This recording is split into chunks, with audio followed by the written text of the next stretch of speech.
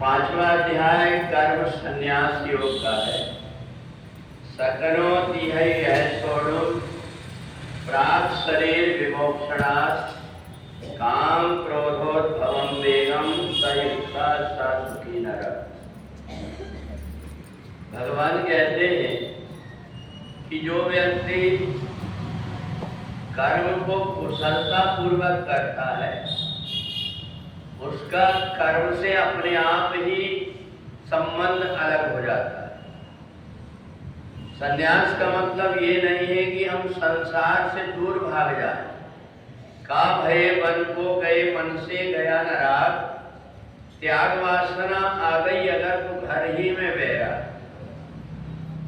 जितने भी पहले संत हुए हैं, चाहे संत रैदास हो, चाहे तुकाराम हो, चाहे नरसिंह मेहता हो, सब घर परिवार पर रहकर के परमात्मा की सामान्य नहीं उच्च स्तर की भक्ति करते थे।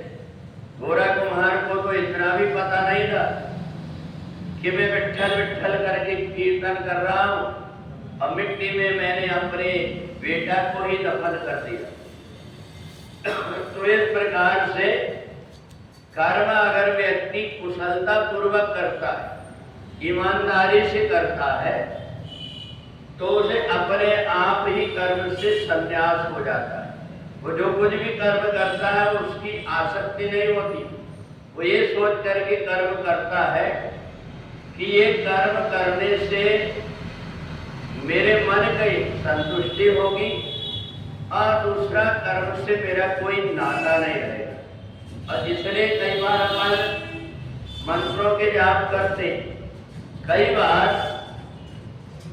हम लोग व्रत और उपवास करते, परंतु व्रत और उपवास करने में हमारे इसमें परमात्मा के साथ में जिस दिन हमको चीटिंग करना होता उस दिन अपन व्रत करते।